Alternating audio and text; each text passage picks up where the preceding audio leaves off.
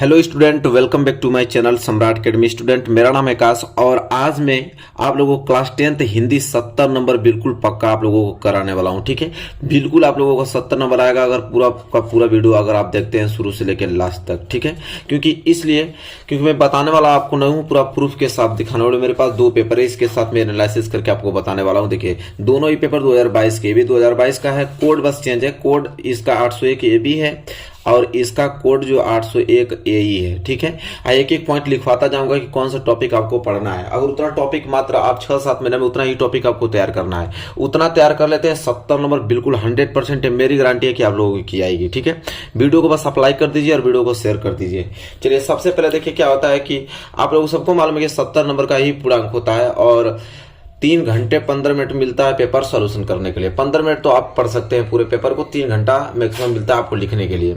तो देखिए, सबसे पहले आप लोगों को प्रश्न नंबर पहला यहाँ पे देख पा रहे हैं, बहुविकल्पीय प्रश्न आएगा। ठीक है, मैं यहाँ से बताता हूँ, बहुविकल्पीय प्रश्न है और दूसरा भी आप लोगों को बहुविकल्पीय ही रहेगा। कह रहा है कि निम्नलिखित कृतियों में से किसी एक कृति का रचनाकार का नाम लिखिए। ठीक है, यहाँ बहुत सारे कृतियां दिया हुआ है, इन कृतियों के रचनाकार का नाम लिखना है। ठीक है, इसके ग है जीवन विधा की एक रचना लिखिए। परीक्षा गुरु किस गद्य विधा की रचना है। साहित्यालोचन के लेखक का नाम लिखिए। ठीक है, तो ये जो पहला क्वेश्चन है और यह दूसरा क्वेश्चन, दूसरा क्या है कि तारक सप्तक के किसी एक कवि का नाम लिखिए। द्विवेदी युग की किन्हीं दो विशेषता, नई कविता की प्रमुख विशेषता का उल्लेख कीजिए। ठीक है, तो यहां तक आप लोगों को टोटल 10 नंबर के प्रश्न पूछे जाएंगे। ठीक है, 2, 2, 4, 1, 5 प्रश्न नंबर दूसरा में 5 नंबर का प्रश्न और प्रश्न नंबर पहले में 1, 2, 3, 4 और एक इधर था 5।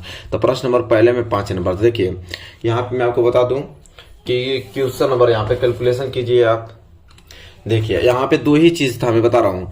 क्वेश्चन नंबर पहला में टोटल 5 क्वेश्चन था 5 नंबर के, और क्वेश्चन नंबर दूसरा में भी आपके 5 नंबर के क्वेश्चन, मतलब टोटल 10 नंबर के प्रश्न पूछे जाएंगे प्रश्न नंबर पहला और प्रश्न नंबर दूसरा में। ठीक है, अब देखिए 2023 बोर्ड एग्जाम में भी आप लोगों का 30% सिलेबस जो रिड्यूस कर दिया गया, हटा दिया गया है। तो देखिए, यह 10 नंबर लाने के लिए आपको कौन सी महत्वपूर्ण टॉपिक पढ़ने पड़ेगी, चलिए उसको लिखिए।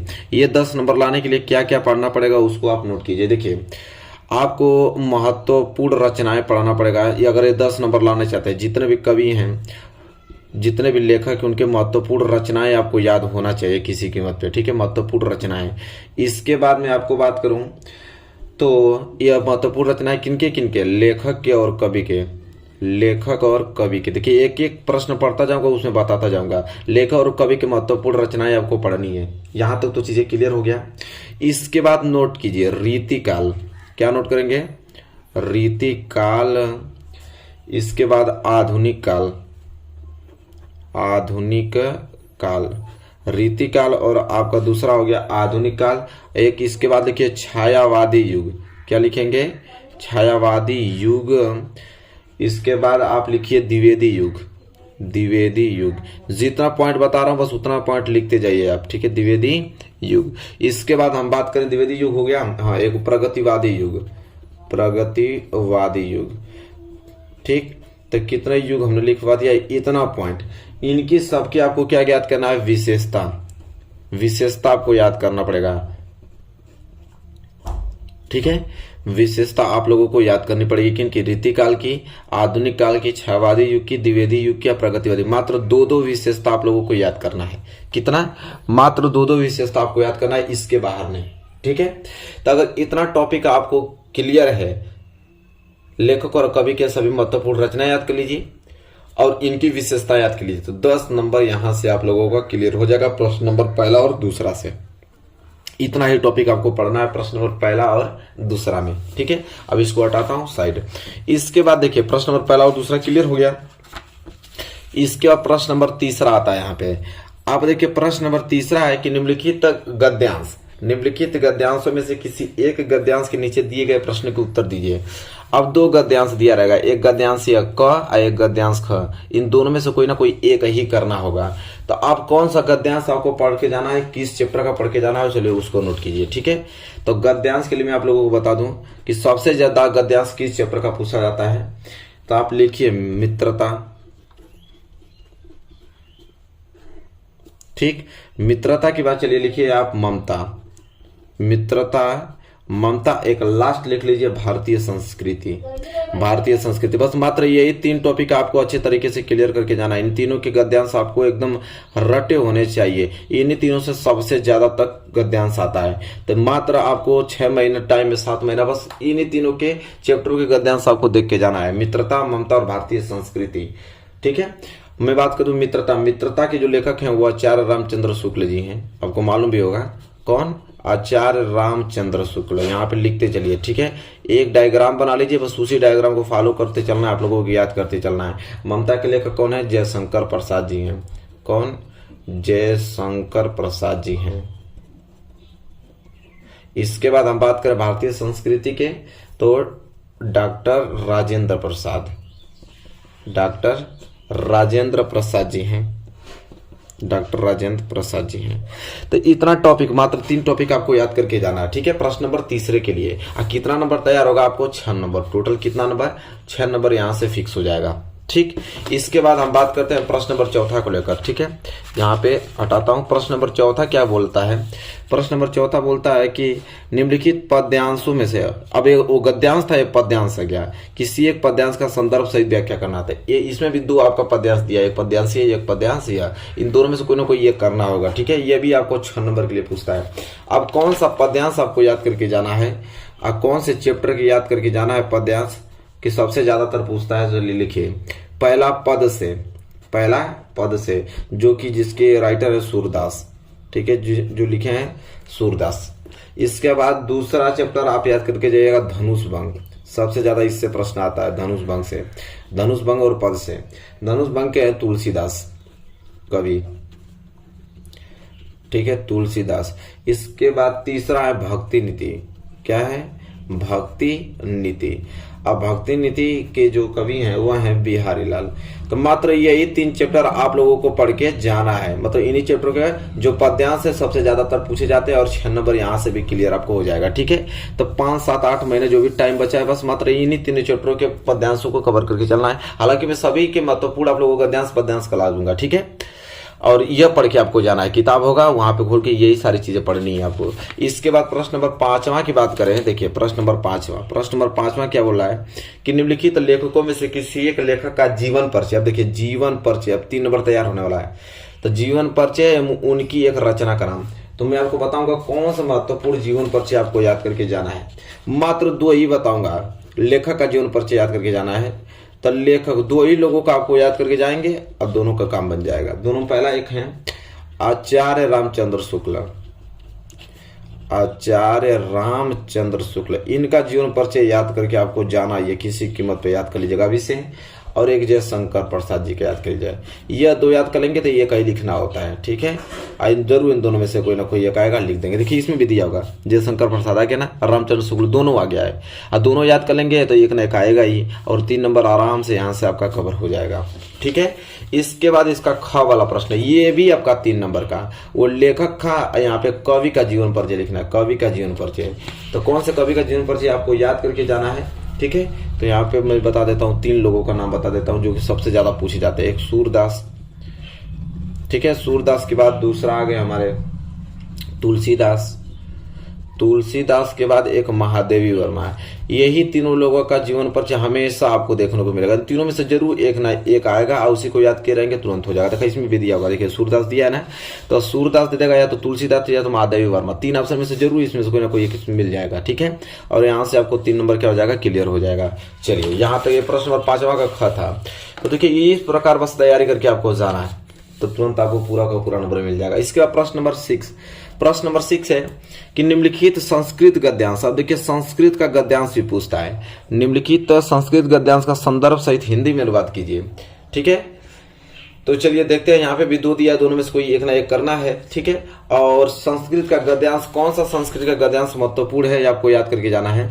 तो संस्कृत का गद्यांश के लिखिए पहला चैप्टर वाराणसी, सबसे ज्यादा प्रश्न वाराणसी से आता है, ठीक है, वाराणसी है। इसके बाद दूसरा भारतीय संस्कृति, क्या भारतीय संस्कृति में जो बता रहा हूं ना उसको बस आप कवर करते जाइए। हालांकि मैं इंपॉर्टेंट क्वेश्चन में करा दूंगा सबको, लेकिन अपने घर पे भी अगर ये डायग्राम बनाए रहेंगे तो बस आपको अपने घर में भी किताब खोलेंगे तो यही टॉपिक आपको पढ़ना है, ठीक है। इसके बाद तीसरा है वीर वीरेण पूजते, वीर वीरण पूजते, ठीक है। फिर देखिए हिंदी में कौन रोकता है आपको 70 में 70 लाने से, ठीक। ये 3 टॉपिक आपको तैयार करना। वाराणसी, भारतीय संस्कृति, वीर वीरण पूजते, आपका संस्कृत गद्यांश तैयार हो जाएगा तुरंत। कितना नंबर? 4 नंबर मिलने वाला है। कितना? 4 नंबर, ठीक।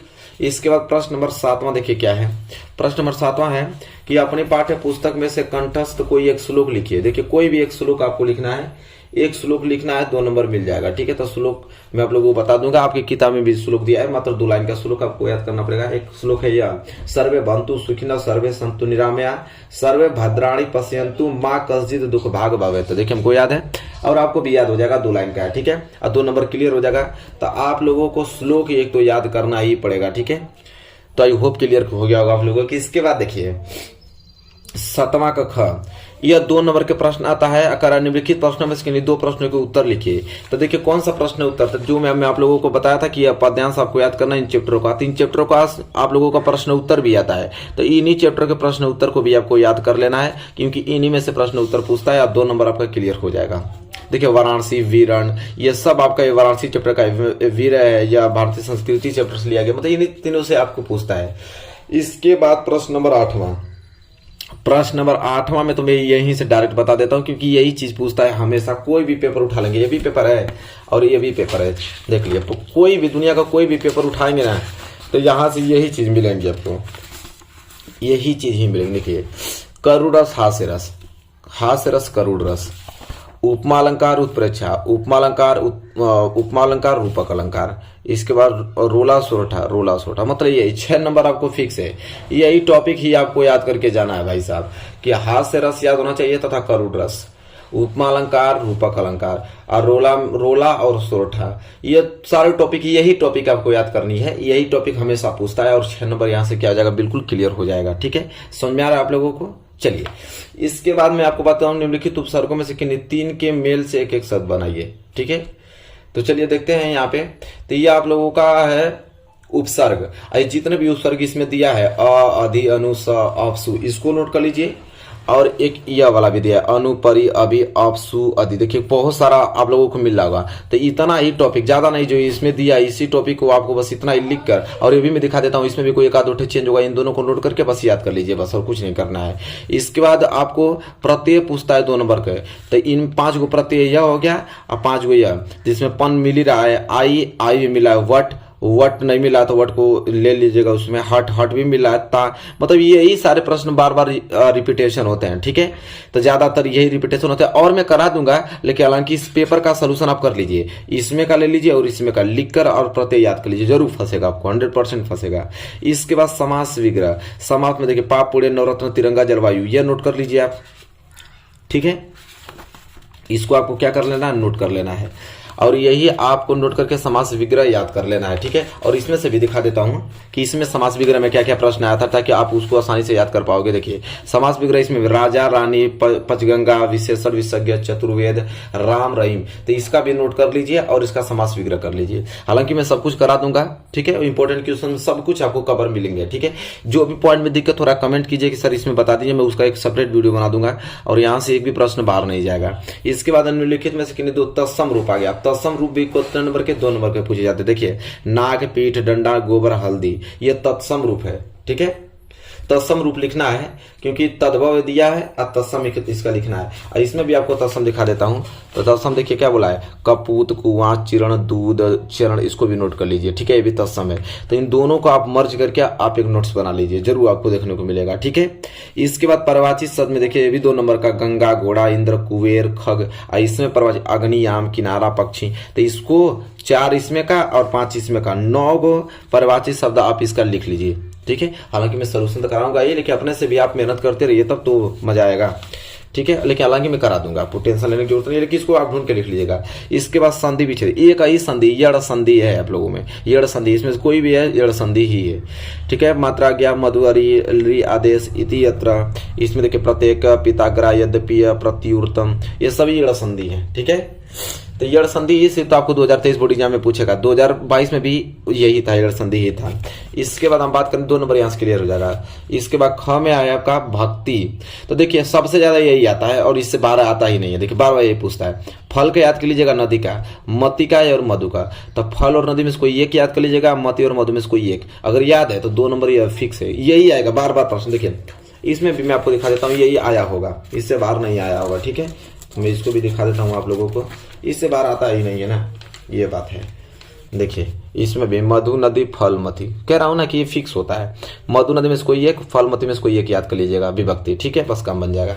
इसके बाद धातु लकार। तो धातु का देखिए हस का, पट का। ठीक है, हस और पट दोनों इंपॉर्टेंट है, यही याद करके जाना, हंसना का और पढ़ना का। इसमें भी देखिए हंस का पट का दिया था, हंसना और पढ़ना याद हो गया आप लोगों का। लकार, तो यहाँ पे 2 नंबर क्लियर हो जाएगा। ठीक है, चलिए इसके बाद हम बात करें तो आपका संस्कृत में अनुवाद करने के लिए दिया था। सीता विद्यालय जाती है, हमें वहां जाना चाहिए, घर के चारों ओर पेड़ हैं, बालक खेल रहे हैं, इसमें से 2 करना है संस्कृत में अनुवाद। तो मैं आप लोगों को संस्कृत में अनुवाद करने का रूल बता दूंगा, आप लोगों को कुछ क्वेश्चंस करा दूंगा, काम बन जाएगा। ठीक है, ये प्रश्न नंबर क्या था 10वां। अब इसको देखते हैं प्रश्न नंबर 11 की तरफ। देखिए प्रश्न नंबर 11 यह है कि निम्नलिखित में से किसी एक विषय पर निबंध लिखना है, किसी एक विषय पे। तो देखिए सबसे इंपॉर्टेंट जो आप लोगों का निबंध होता है, मैं आप लोगों को बता देता हूँ, वही निबंध याद करके जाना है आप लोगों को। पहला प्रदूषण पे, किस पे? प्रदूषण पे। देखिए इसमें नहीं दिया ना, तो इसमें दिया होगा। देखिए एक प्रदूषण पे लिखिए आपने कॉपी पे, प्रदूषण पे याद करके जाना है। एक कोरोना वायरस पे। ठीक है, मैं यहाँ पे लिख ही देता हूँ पूरा ताकि आपको क्लियर हो जाए। चलिए नोट कीजिए, निबंध के लिए प्रदूषण। दूसरा आपको कोरोना याद करके जाना कि कोरोना पे निबंध कैसे लिखें। इसके बाद तीसरा जो है विज्ञान वरदान एवं अभिशाप, विज्ञान वरदान एवं अभिशाप। देखिए ये जो मैं बता रहा हूं पॉइंट, अगर इतना याद है 70 नंबर कोई रोक नहीं सकता है आपको। इसके बाद भ्रष्टाचार पे भी पूछता है, तो इतना कवर आपको करके लिख के प्रैक्टिस कर लेना। भ्रष्टाचार एक समस्या दे देगा, भ्रष्टाचार एक समस्या है, इस पे एक निबंध लिखिए।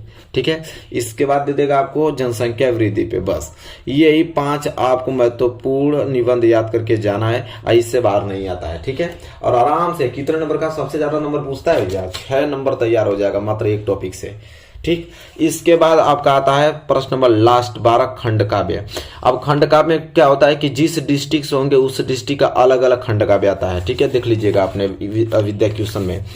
तो खंड काव्य में मुक्तिदूत है, ज्योति जवाहर है, मेवाड़ मुकुट है, कर्मवीर भरत हैं, और कड़ है, तुमुल खंड काव्य है, मातृभूमि है, अग्र पूजा है, जय सुभाष खंड काव्य है। तो जिस डिस्ट्रिक्ट से होंगे, जिस जिला से होंगे, उस जिला का अलग अलग खंड काव्य पूछता है। बस वही खंड काव्य आपको याद कर लेना होगा। ठीक है, जैसे हम लोग गाजीपुर डिस्ट्रिक्ट से हैं तो हम लोग मात्र वो पूछता है, गाजीपुर डिस्ट्रिक्ट में सबसे ज्यादा का एक ही पूछता है, वो पूछता है मुक्तिदूत। गाजीपुर डिस्ट्रिक्ट में मुक्तिदूत। आप अलग डिस्ट्रिक्ट में होंगे तो उसमें बताएगा कि आपको डिस्ट्रिक्ट में पूछा जाएगा। इसको तैयार कर लेंगे तो 3 नंबर आप लोगों को क्लियर हो जाएगा। तो देखिए पूरा का पूरा मैंने आप लोगों को बता दिया पेपर का एनालिसिस, क्या याद करके जाना है, क्या पढ़ना है, क्या नहीं पढ़ना है, और 70 नंबर बिल्कुल आप लोगों का पक्का हो गया। तो मेरे प्यारे विद्यार्थियों, वीडियो को लाइक नहीं किया तो जल्दी से वीडियो को लाइक कर दीजिए, और चैनल पर नया है तो चैनल को सब्सक्राइब करके बेल आइकन को प्रेस कर लीजिए। ठीक है, तो चलिए मिलेंगे एक नेक्स्ट वीडियो में, तब तक के लिए धन्यवाद। और चैनल पर नए होंगे तो जरूर चैनल को सब्सक्राइब करके आप लोगों को रखना है, क्योंकि डेली वीडियो आपको हर एक सब्जेक्ट की मोस्ट इंपोर्टेंट क्वेश्चन मिलेगी।